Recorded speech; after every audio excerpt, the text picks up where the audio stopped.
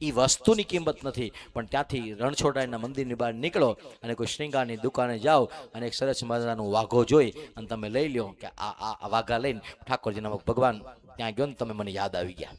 અને પછી મને એવું લાગ્યું કે આ કલર તમને બહુ સારો લાગશે. ભગવાન એ કલર પહેરાવજો તમારા ભગવાનને અને બારણું કરીને બંધ અને કહેજો કેમ લાગે છે, એટલે એ અંદરથી કે હવે બરોબર છે. નહીં તો ભગવાન બિચારો ડોકા કાઢે, કાગડે થેલામાંથી મારું કંઈક નીકળશે. બધા એના માટે લાવે છે, મારા માટે કશું લાવતો નહીં. વિદેશથી ભગવાન માટે બીજું કંઈ ન લાવો, સારું સારું ડ્રાયફ્રૂટ લાવો. બીજી ભગવાન ન્યાય ઘણી વસ્તુ સારી સારી વસ્તુ છે, એવું થોડું છે. એટલે એ અર્થની અંદર તમે ભગવાન, આ તો આપણે ભગવાનને પૂછીએ જ નહીં. આપણે ભગવાનને એમ કે ભગવાન તો ભાવનો ભૂખ્યો, આમનામ કરી કરીને બિચારાને ભૂખ્યો જ રાખ્યો ઘણા. એ તો એને મજા આવે છે. ભગવાન એ કંઈ ના નથી પાડતો, એ કંઈ એવું નથી કહેતો કે મને આઠમને દિવસે પંજરી ખવડાવી. તમને કેમ અઠવાડિયું થાય ત્યાં મીઠાઈ ખાવાનું મન થાય, 5 અઠવાડિયું થાય ત્યાં ફરસાણ ખાવાનું મન થાય, તો તમારે ભગવાન એને તો સાકર ને સાકર જ રહે આખી જિંદગી. અને એટલા માટે જો તમે બીજું કંઈ કરતા હોય કે ન કરતા હોય, પણ ભગવાન આ મહિના દિવસની કથામાંથી હું તમને વિનંતી કરું, જો તમે મને પૂછતા હોય ને મને જરી આ કથામાંથી કશું તમારે કંઈ નવું કરવું હોય તો બપોરે જમતા પહેલા ખાલી થાળ ભગવાનને દેખાડજો. એ ન થઈ શકે તો ઘરમાં એકાદો મીઠાઈનું બોક્સ લઈ આવીને રાખજો. હા, એમ દરરોજ સવારે ઉઠીને ભગવાનને પેંડો, બરફી, સાટો કંઈક ધરાવજો. કારણ કે એ જે જમશે ને એ તમને જમાડશે.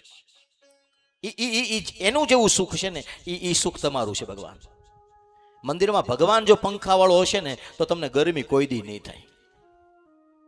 તમને ભગવાને એસીની વ્યવસ્થા કરી દીધી. કમસે કમ તમારા ભગવાન માટે એક નાનો તો પંખો તો હોવો જોઈએ ને. તમારે 5 રૂમ વાળું મોટો બંગલો છે તો મંદિર થોડુંક તો મોટું હોવું જોઈએ ને. એ તો હજી બિચારા ગોખલામાં જ પીડ્યા છે ઘણા ત્યાં. હા, એટલે હું તો ઘણી વખત જાઉં, મારા કેટલા યજમાનો ત્યાં એવા દિવ્ય અને ભવ્ય મંદિરો છે ને મૂર્તિઓ. હવે તો ભગવાન જોતા રહી જાય એવા મંદિરો છે, અને એ જ હોવું જોઈએ. આપણે સુખી થઈએ પછી આપણે આપણા સંતાનોને જેમ સુખી કરીએ છીએ એમ આપણને જેણે જન્મ આપ્યો છે એ મા બાપ અને ભગવાનને સુખી કરવાનો વિચાર પણ મારા તમારા અંતરમાંથી પ્રગટ થવો જોઈએ, જો આ સુખને તમારે કાયમ ટકાવવું છે. કારણ કે અહીંયા ટેમ્પરરી, કાયમ તો આપણે અહીં કઈ કાયમી આપણે દસ્તાવેજ વાળું તો છે જ નથી. આપણે જ ગાઈએ છીએ ને, આ ઘર નથી તમારું. કોનું છે? આ ઘર નથી તમારું, મહેમાન છો પ્રભુના. આ ઘર નથી તમારું, મહેમાન છો પ્રભુના. કરશો ન મારું મારું. આ આપણું નથી ભગવાન.